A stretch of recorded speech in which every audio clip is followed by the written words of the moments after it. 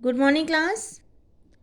Part one में हमने क्या क्या बात किया था? पार्ट वन में हमने बताया था कि जो पोरफिरिन रिंग होता है, पोरफायरिन रिंग, उसके सेंट्रल मेटल एटम में अगर हम आयरन रख देते हैं तो जो स्ट्रक्चर बनता है वो किसका बन जाता है? मायोग्लोबिन का। और अगर चार मायोग्लोबिन आपस में कनेक्ट होते हैं, चार मायोग्लोबिन को एक साथ रख दिया जाए तो वो जो स्ट्रक्चर फॉर्म होता है वो होता है आपका हीमोग्लोबिन। मैंने ये भी बताया था कि हीमोग्लोबिन किसका टेट्रामर होता है? मायोग्लोबिन का। ओके।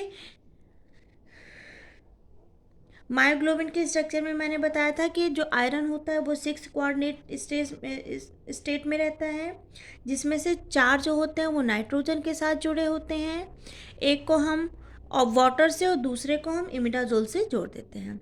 वाटर, जब ये वाला वाटर से जुड़ा होता है तब ये डीऑक्सी हीमोग्लोबिन होता है या मायोग्लोबिन होगा, और जब यहाँ पे ऑक्सीजन बाइंड हो जाएगा तो ये ऑक्सी मायोग्लोबिन हो जाएगा।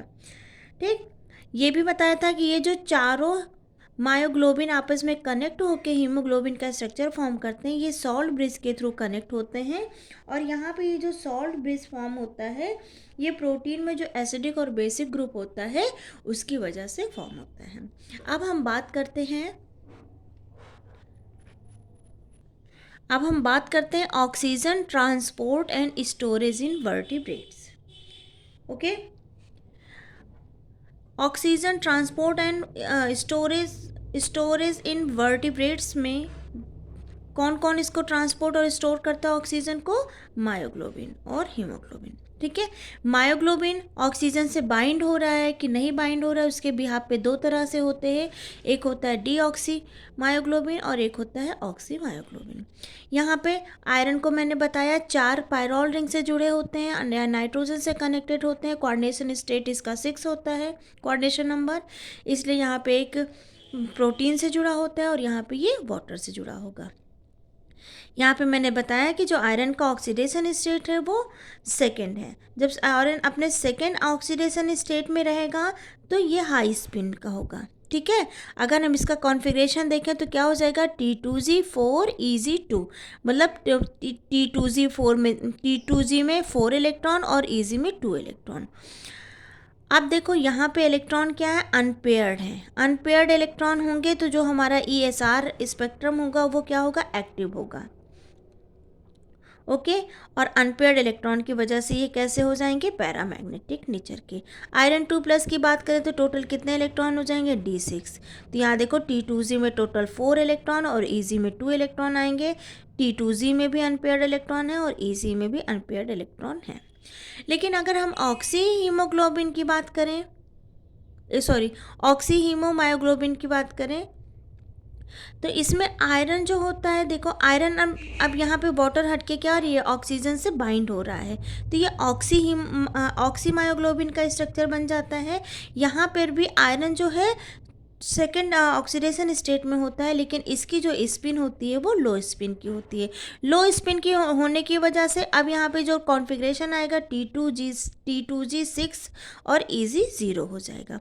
जब यहाँ पे कोई अनपेयर्ड इलेक्ट्रॉन नहीं होंगे तो ये ESR जो होंगे क्या होंगे? ये इनएक्टिव हो जाएंगे और पेयर्ड इलेक्ट्रॉन की वजह से ये डायमैग्नेटिक नेचर का हो जाएगा। लो स्पिन की वजह से देखो आयरन अगर 2+2 ऑक्सीडेशन स्टेट में है, D6 में है, तो सारे के सारे इलेक्ट्रॉन T2Z में चले जाएंगे और EZ हमारा क्या हो जाएगा? वैकेंट हो जाएगा। अब बात करें, जैसे हमने मायोग्लोबिन का बताया कि ऑक्सी फॉर्म में और डीऑक्सी फॉर्म दोनों में पाया जाता है, वैसे हीमोग्लोबिन भी जो होता है वो डीऑक्सी फॉर्म और ऑक्सी फॉर्म में पाया जाता है। जब आयरन ऑक्सीजन से बाइंड नहीं हुआ रहता है तो वो डीऑक्सी फॉर्म होता है, और जब ऑक्सीजन आयरन से सॉरी जब सॉरी जब आयरन जो है ऑक्सीजन से बाइंड हो जाता है तो वो ऑक्सी फॉर्म हो जाता है, तो इसको हम बोलेंगे ऑक्सी हीमोग्लोबिन और इसको हम बोलेंगे डीऑक्सी हीमोग्लोबिन। मतलब हम कह सकते हैं यहाँ जो हीमोग्लोबिन होता है वो दो तरह से होता है।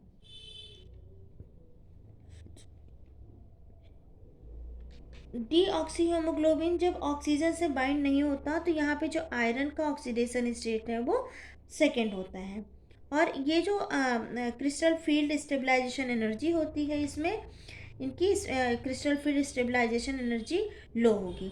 तो जब crystal field stabilization energy low होगी तो स्पिन क्या हो जाएगा, हाई हो जाएगा। जब स्पिन हाई होगा तो इसका जो कॉन्फ़िगरेशन होगा ये T2Z4 और EZ2 हो जाएगा। अब देखो यहाँ भी देखो अनपेयर्ड इलेक्ट्रॉन है तो यह पैरामैग्नेटिक होगा। ये T2Z और EZ के इलेक्ट्रॉनों को मैंने यहाँ पे दिखाया हुआ है। ओके, अब आता है ये ट्विस्टेड फॉर्म में क्यों पाया जाता है, ट्विस्टेड फॉर्म में, जबकि ये देखो प्लेनर फॉर्म में पाया जा रहा है। तो उसका रीज़न ये होता है कि जब ये आयरन जो होता है जब ऑक्सीजन से बाइंड नहीं होता तो +2 ऑक्सीडेशन स्टेट में होता है, और तब इसका जो क्रिस्टल फील्ड स्टेबलाइजेशन एनर्जी होता है वो क्या होता है, कम होता है। जब क्रिस्टल फील्ड स्टेबलाइजेशन एनर्जी इसकी कम होती है तो साइज वहाँ क्या हो जाता है, साइज वहाँ बड़ा हो जाता है, और क्रिस्टल फील्ड स्टेबलाइजेशन एनर्जी कम होने की वजह से इसका साइज़ बड़ा हो जाता है।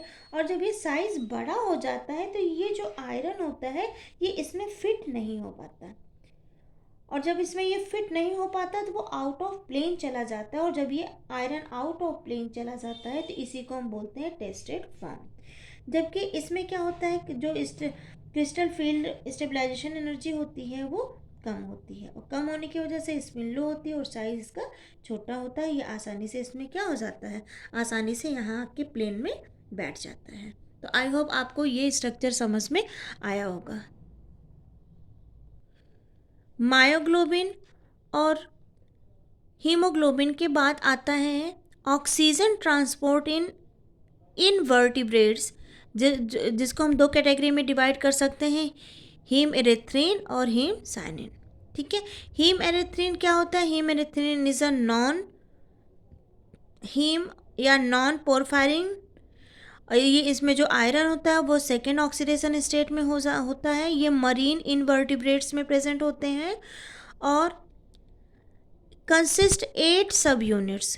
ये कितने सब यूनिट से मिलकर बना होता है, 8 सब यूनिट से मिलकर ये बना होता है। O2 बाइंड इन परऑक्साइड फॉर्म, इसमें जो ऑक्सीजन बाइंड होता है, यहाँ पे देखो आयरन के बीच जो ऑक्सीजन ये बाइंड हो रहा है ये पर ऑक्साइड फॉर्म में बाइंड होगा। यहाँ पे ये डी ऑक्सी हीम एरिथ्रिन है, यहाँ पे ऑक्सी हीम एरिथ्रिन है। यहाँ पे देखो ऑक्सीजन जो है पर ऑक्सी फॉर्म में बाइंड हो रहा है। मॉलिक्यूलर वेट की बात करें तो इसका मॉलिक्यूलर वेट इतने यूनिट का होता है। अब जैसे सभी को हमने ऑक्सीजन बाइंडिंग और नॉन बाइंडिंग के हिसाब से ऑक्सी और डी ऑक्सी में कैटेगराइज किया था, वैसे ही हीम एरिथ्रिन भी अगर ऑक्सीजन से बाइंड नहीं हो रहा है तो इसको डी ऑक्सी हीम एरिथ्रिन बोलेंगे, और अगर ऑक्सीजन से बाइंड हो रहा है तो इसको ऑक्सी हीम एरिथ्रिन बोलेंगे। देखो हीम एरिथ्रिन में क्या होता है बेटा, दो आयरन एटम होते हैं,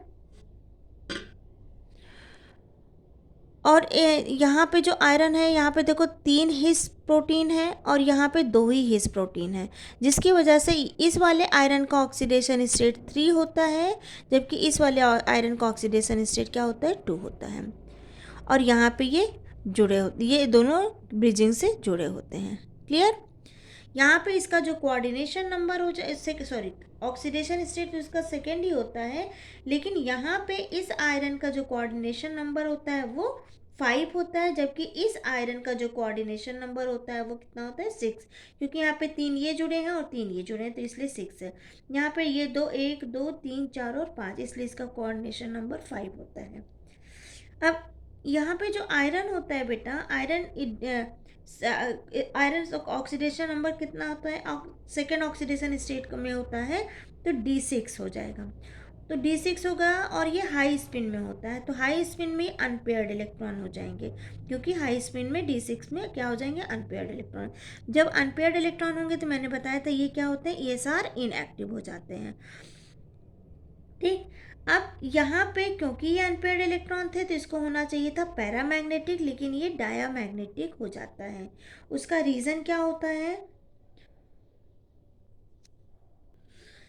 यहाँ मैंने बेटा बताया आपको कि यहाँ पे ये जो आयरन होता है, ये आयरन जो होता है ये ग्लूटामिक एसिड से जुड़ा होता है और स्पार्टिक एसिड से जुड़ा होता है। अच्छा मैं ये बता रही थी आपको कि यहाँ पे ये डायमैग्नेटिक क्यों हो रहा है, क्योंकि यहाँ पे 2 आयरन है, ठीक है। अब ये दोनों आपस में जब कंबाइन होंगे तो इसके पास भी अनपेयर्ड इलेक्ट्रॉन है, इसके पास भी अनपेयर्ड इलेक्ट्रॉन है, ये आपस में जब जुड़ेंगे 2 यूनिट तो ये क्या हो जाएंगे, पेयर्ड हो जाएंगे, इसलिए ये कैसे नेचर के होते हैं, ये डायमैग्नेटिक नेचर के होते हैं। अब आता है ऑक्सी हीमेरिथ्रिन, सेम ऐसे ही होगा, बस इसमें क्या होता है, यहाँ पे हमने OH लिया हुआ है और यहाँ पे ये क्या हो रहा है बेटा, ये आयरन, यहाँ पे आयरन +2 ऑक्सीडेशन स्टेट में था, जबकि यहाँ पे आयरन +3 ऑक्सीडेशन स्टेट में हो जाता है। ऐसा क्यों होता है, ऐसा ये इसलिए होता है कि अगर यहाँ पे ये OH तो एज इट इज़ था, यहाँ पे कोई O2 मॉलिक्यूल आ रहा है, तो O2 क्या करेगा, एक तो ये इस आयरन से बाइंड हो जाएगा और दूसरा ये इसके साथ परऑक्साइड फॉर्म में बॉन्ड बना लेता है, ठीक है। और ये इधर ही क्यों बाइंड हो रहा है, क्योंकि यहाँ पे कोऑर्डिनेशन नंबर 6 होता है, जबकि यहाँ पे कोऑर्डिनेशन नंबर 5 होता है। तो ऑक्सीजन उस आयरन एटम से आके बाइंड होता है जहाँ पे कोऑर्डिनेशन नंबर कम होता है, तो यहाँ पे कोऑर्डिनेशन नंबर 5 है, इसलिए ऑक्सीजन यहाँ बाइंड हो जाएगा और इनके बीच एक बॉन्ड फॉर्म हो जाएगा। तो ये था आपका ऑक्सी हीम एरिथ्रिन और ये था आपका deoxy hemerythrin. Hemerythrin के बाद मैंने बोला था हीम साइनिन। हीम साइनिन क्या होता है, एक नॉन हीम नॉन पोरफायरिन है और इसमें जो कॉपर होता है, सेंट्रल मेटल एटम क्या होता है, कॉपर होता है। वहाँ भी 2 आयरन थे, यहाँ भी देखो 2 कॉपर हैं। कॉपर फर्स्ट ऑक्सीडेशन स्टेट में प्रेजेंट होता है as a central metal atom. ये किस में प्रेजेंट होते हैं, ये जो हीम साइनिन होता है ये इनवर्टिब्रेट्स में प्रेजेंट होते हैं और ऑक्सीजन बाइंड होता है इसमें भी कैसे, परऑक्साइड फॉर्म में ऑक्सीजन बाइंड होता है। यहाँ से क्या हो जाएगा, ऑक्सीजन परऑक्साइड फॉर्म में बाइंड हो जाएगा, यहाँ पे ये मैंने दिखाया हुआ है। यहाँ पे कॉपर +1 ऑक्सीडेशन स्टेट में है तो ये क्या हो जाएगा, D10 हो जाएगा और इसका भी क्या हो जाएगा, D10 हो जाएगा। ये क्या होते हैं, ESR इनएक्टिव होते हैं क्योंकि दोनों ही कॉपर के पास क्या होते हैं, पेयर्ड इलेक्ट्रॉन होते हैं और ये डायमैग्नेटिक नेचर के होते हैं। अगर हम ऑक्सी हीम साइनिन की बात करें तो ऑक्सी हीम साइनिन में देखो यहाँ पे कॉपर +1 ऑक्सीडेशन स्टेट में था, जबकि यहाँ पे कॉपर +2 ऑक्सीडेशन स्टेट में आ जाएगा। क्यों, क्योंकि यहाँ पे आके इन दोनों कॉपर से क्या बाइंड हो रहा है, ऑक्सीजन बाइंड हो रहा है और ऑक्सीजन बाइंड होने की वजह से ये कौन सा फॉर्म हो जा रहा है, ऑक्सी फॉर्म। अब अगर हम इसका देखें तो ये +2 ऑक्सीडेशन स्टेट में हो जाएगा। अब यहाँ पे ये D9 के फॉर्म में हो जाएगा, अनपेयर्ड इलेक्ट्रॉन होंगे। तो अब यहाँ भी D9 है, यहाँ भी D9 है, ये आपस में क्या हो जाएंगे, पेयर्ड हो जाएंगे, ठीक है। ये आपस में क्या हो जाएंगे, पेयर्ड हो जाएंगे।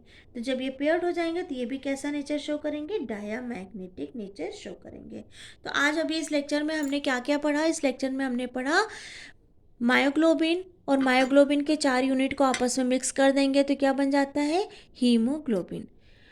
मायोग्लोबिन और हीमोग्लोबिन के हमने 2 फॉर्म पढ़े, ऑक्सी फॉर्म, डीऑक्सी फॉर्म। ऐसे ही हमने क्या पढ़ा, मायोग्लोबिन और हीमोग्लोबिन हमने किस में पढ़ा, वर्टिब्रेट्स में पढ़ा, जबकि हीम साइनिन और हीम एरिथ्रिन हमने इनवर्टिब्रेट्स में पढ़ा। हीम साइनिन में भी हमने बताया oxy form, deoxy form. Heme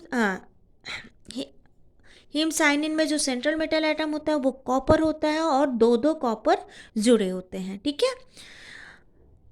hemocyanin में भी ऑक्सीफॉर्म और डीऑक्सीफॉर्म होता है और हीम एरिथ्रिन की बात करें तो उसमें जो हीम साइनिन में जो सेंट्रल मेटल एटम होता है वो क्या होता है, कॉपर होता है। देखो यहाँ पे कॉपर फर्स्ट +1 ऑक्सीडेशन स्टेट में, यहाँ +2 ऑक्सीडेशन स्टेट में होता है। जब ऑक्सीजन बाइंड होता है इन कॉपर से तो परऑक्साइड के फॉर्म में बाइंड होता है। बाकी हमने थोड़ी बहुत स्पेक्ट्रम की जानकारी इसमें दी। और हमने क्या बात बताया था, हमने आपको हीम एरिथ्रिन के बारे में बताया था। इसमें भी क्या होते हैं, आयरन दो आयरन होते हैं, जबकि जो हीमोग्लोबिन और मायोग्लोबिन होते थे उसमें एक ही सेंट्रल मेटल एटम एक ही होता था। यहाँ पे आयरन जो है +2 ऑक्सीडेशन स्टेट में, या +3 ऑक्सीडेशन स्टेट में है। अब थोड़ा सा इसका डिटेल में डिस्कशन, थोड़ा शॉर्ट फॉर्म में इसका डिस्कशन कर लें। तो अगर हम मायोग्लोबिन की बात करें तो ये रेड कलर का होता है, मेटल लिगैंड चार्ज ट्रांसफर होता है, और ये मायोग्लोबिन एक बार में एक मायोग्लोबिन एक ही ऑक्सीजन को क्या कर सकता है, ट्रांसपोर्ट कर सकता है। ठीक है। हीमोग्लोबिन की बात करें तो ये भी रेड कलर का होता है और ये metal ligand charge transfer spectra होता है। एक मायोग्लोबिन 4 ऑक्सीजन बाइंड कर सकता है। यहाँ पे भी देखें, हीम इरिथ्रिन की बात करें तो इसका कलर भी रेड होता है। ये यहाँ सब मेटल लिगैंड चार्ज ट्रांसफर था, यहाँ पे लिगैंड मेटल चार्ज ट्रांसफर होगा, और ये इसमें ऑक्सीजन और हीम इरिथ्रिन का अगर हम रेशियो देखें तो 1:8 होता है। हीम साइनिन की बात करें तो ये ब्लू कलर का होता है, इसमें भी देखो लिगैंड मेटल चार्ज ट्रांसफर होगा, और इसमें एक हीम साइनिन ढेर सारे ऑक्सीजन मॉलिक्यूल्स को क्या कर सकता है, मतलब अपने पास स्टोर कर सकता है या फिर इसको ट्रांसपोर्ट कर सकता है। लेकिन जनरली ये जो हीम साइनिन होते हैं ये क्या करते हैं, ये स्टोर करते हैं, सॉरी, हीम साइनिन जो होते हैं ये क्या करते हैं, ट्रांसपोर्ट करते हैं। तो आई होप यहाँ तक आपको समझ में आया होगा। इसके आगे का लेक्चर मैं नेक्स्ट टाइम डालूंगी। Thank you.